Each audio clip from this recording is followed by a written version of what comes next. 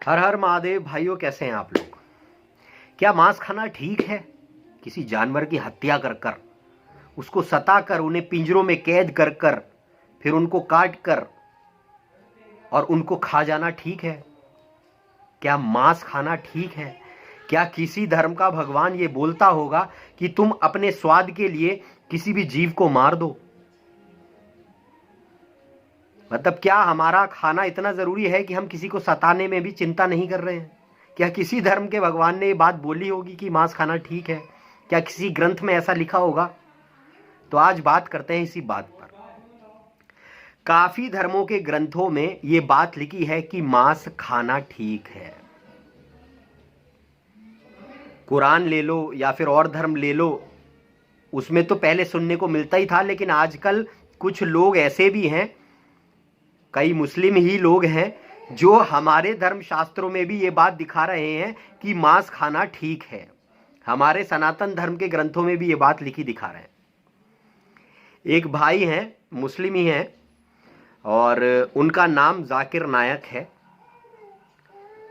तो वो दिखाते हैं कि वो कई धर्म ग्रंथों से हमारे बताते हैं कि तुम्हारे धर्म में मांस खाना ठीक लिखा है। और कितने ही हिंदू भाई उनके पास खड़े होकर उनकी बात को सुनते हैं और वो कहीं ना कहीं चौकर मतलब भौचक्का रह जाते हैं कि यार ये बात हमारे धर्म ग्रंथ में कैसे लिखी है। और कई लोग ऐसे हैं जिन्होंने उनके वीडियोस देखे भी होंगे यूट्यूब पर। अभी आप डाल दीजिए जाकिर नायक ऑन मांस ऑन मीट, तो उनकी सारी बातें आ जाएंगी। तो उन्होंने कहा मांस खाना ठीक है, हमारी कुरान में भी लिखा है और तुम्हारे धर्म ग्रंथों में भी लिखा है। उन्होंने एक हवाला देते हुए कहा कि महाभारत के अनुशासन पर्व में ये बात लिखी है। अब मैं आपको क्या पेज नंबर और क्या बताऊं, क्योंकि मेरा टॉपिक ये नहीं है कि मांस खाना चाहिए या नहीं खाना चाहिए। मेरा टॉपिक है कि आखिर मांस क्या होता है, ये हमें जानना चाहिए। क्योंकि उन्होंने बोला है महाभारत के अनुशासन पर्व में मांस का जिक्र हुआ है। बात सही है, जिक्र हुआ है। उन्होंने बोला मनुस्मृति में मांस का जिक्र हुआ है। बात सही है, हुआ है। लेकिन वो ये नहीं समझ पा रहे हैं आखिर ये मांस होता क्या है। क्योंकि सनातन धर्म एक ऐसा धर्म है जहां पर तो ये चीज बिल्कुल गलत मानी जाती है कि सनातन धर्म में जीव हत्या पाप है। मैं मानता हूं सभी धर्मों में है, लेकिन लोग समझते नहीं है। अब जाकिर नायक जी कहते हैं मांस खाना ठीक है, ये कुरान में भी लिखा है और ये तुम्हारे ग्रंथ में भी लिखा है। तो मेरे हिसाब से मैं मानता हूं कि भाई लिखा है, लेकिन हमें सबसे पहले इस बात की जांच करनी चाहिए कि आखिर ये मांस होता क्या है।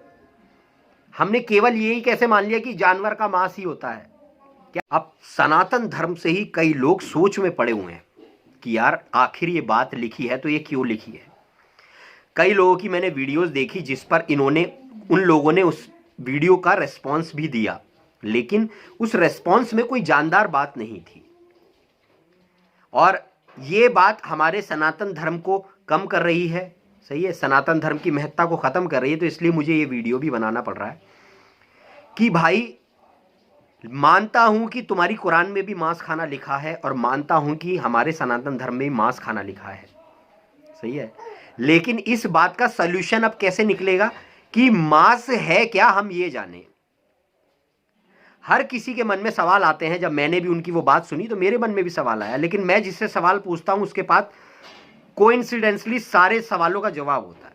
मैंने उनसे सवाल किया कि ये मांस क्या है, ये मांस खाना क्यों लिखा। उन्होंने कहा मांस ये होता ही नहीं जो ये जानते हैं। आज मैं आपको कुछ ग्रंथ से दिखाना चाहता हूं, हमारे सनातन धर्म में के ग्रंथ से ही, जिनसे वो हवाला दे रहे हैं कि उस ग्रंथ में लिखा है मांस खाना चाहिए। मैं आपको सनातन धर्म के ग्रंथ से ही सबसे पहले ये दिखा देता हूं कि मांस होता क्या है। फिर आपकी कुरान में जो मांस लिखा है आप उसे भी समझ जाएंगे कि वो मांस क्या है। आज मैं आपको दिखाता हूं कि मांस क्या होता है। ये किताब है वैदिक संपत्ति नाम है, वेदों का सार है। इसमें बहुत ही महत्वपूर्ण किताब है हमारे सनातन धर्म की। इसका पेज नंबर 597 है। पेज मैं आपके साथ शेयर कर रहा हूं, पूरा पेज ये रहा स्क्रीन पर आपकी।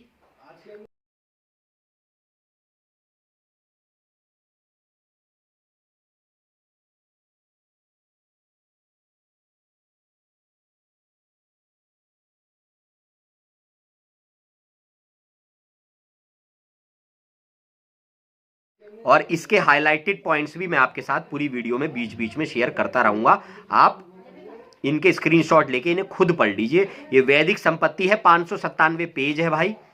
और इस वीडियो, अगर इस पेज को आपने समझ लिया तो आपका ये झगड़ा ही खत्म हो जाएगा कि मांस खाना चाहिए, क्योंकि मांस पता लग जाएगा आपको मांस होता क्या है।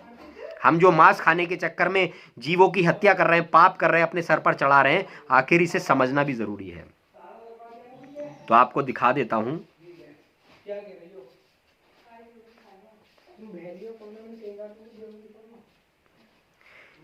इसमें मैं शुरू से पढ़ रहा हूं, पेज आपकी स्क्रीन पर तो आ गया होगा। अर्थात मैं शुरू से पूरा पेज पढ़ रहा हूं और जो अंडरलाइन पार्ट है वो मोस्ट इंपॉर्टेंट है, इसको आप देख लीजिएगा। अर्थात धान ही धेनु है और तिल ही उनके बछड़े हैं। धान अनेक प्रकार के होते हैं, इसलिए अनेक धानों के नाम भी बता दिए गए हैं।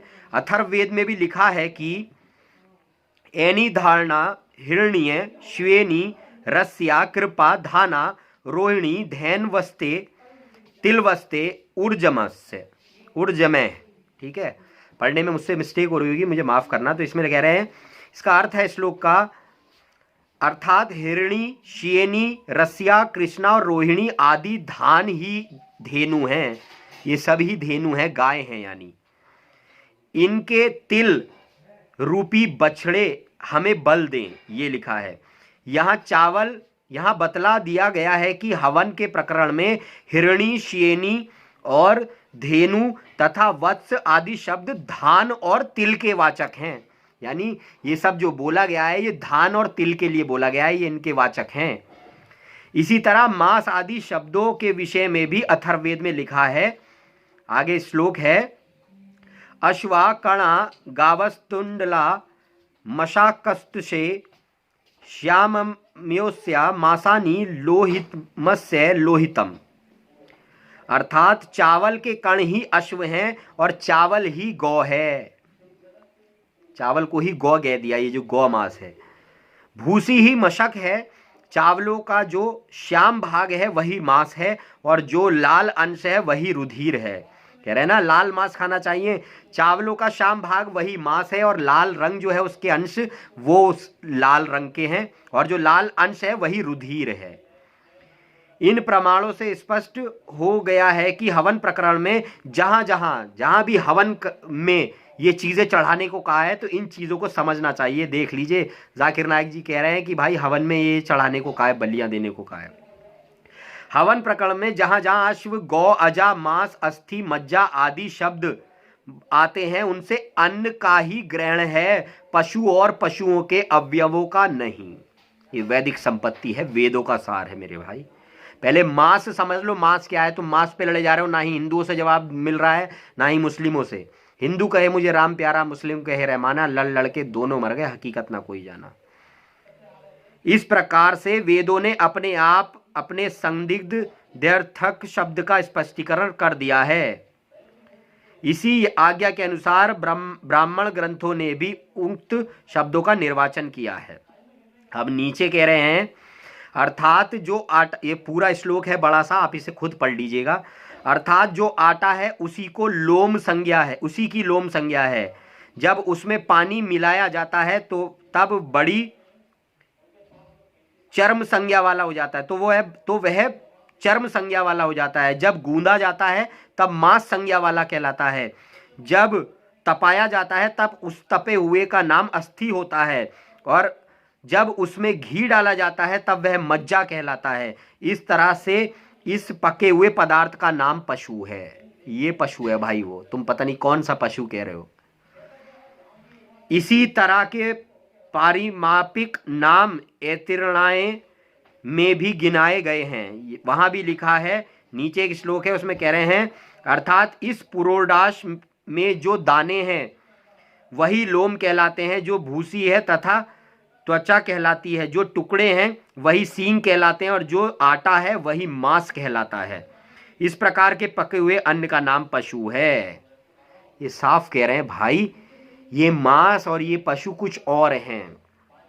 पर ये आपके सामने ऐसे क्यों आए? आपके ग्रंथों में ये लिखा है, लेकिन आपने उनको जाना नहीं और पशुओं को काट कर खाना चालू कर दिया। अब ये मांस शब्द का यूज किसने कराया? ये काल ने कराया, ताकि लोग वाला मांस समझे और ये लिखा कुछ और है।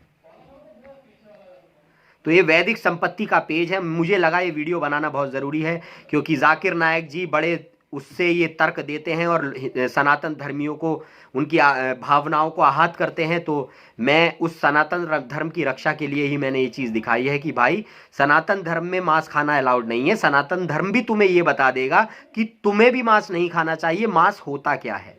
क्योंकि वो भाई कई सनातन धर्मी भाइयों को उन्होंने बड़ा बेइज्जत किया कि भाई तुम अपने धर्म के बारे में नहीं जानते। तो मैं उन्हें बताना चाहूँगा, आप अपने धर्म के बारे में नहीं जानते हो कि आपके धर्म में भी जो मांस लिखा है वो मांस असली में है क्या। हमारे धर्म को ये मत सिखाइए कि आप मांस खाइए।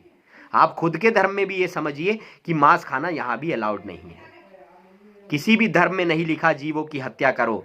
कोई भी धर्म का पैगंबर या अवतार आकर किसी ने गलत संदेश नहीं दिया, बस हम बातों को समझ नहीं पाते। तो दोस्तों, वैसे मैं कोई इतना बड़ा इंसान तो नहीं हूँ जो आप मेरी बातों को बड़ा मानेंगे, लेकिन मैं ये मानता हूँ कि मेरे लिए मेरे धर्मशास्त्र सबसे बड़े हैं। और ये वीडियो बनाना बहुत ज़रूरी हो गया था, क्योंकि मांस का प्रकरण आजकल ऐसा बना हुआ है कि मांस पर बहुत बहस देखता हूँ। तो उन जाकिर नायक की बातों के जवाब कोई देता हुआ मैंने अभी तक देखा नहीं। तो मुझे ऐसा लगा कि मुझे उनकी बात का जवाब देना चाहिए। ना ही मैंने यूट्यूब पर ऐसा कोई वीडियो देखा है। मैंने कितने ही लोगों को बात को घुमाते हुए देखा है। जब उनके ये प्रश्न आया तो मैंने लोगों को बातों को घुमाता हुआ देखा है। तो मुझे लगा ये बात सबके सामने आनी चाहिए।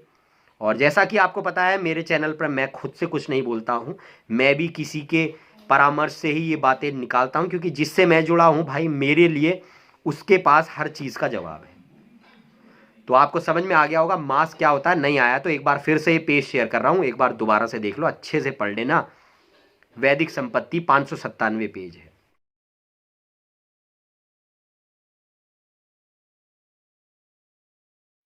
हर हर महादेव।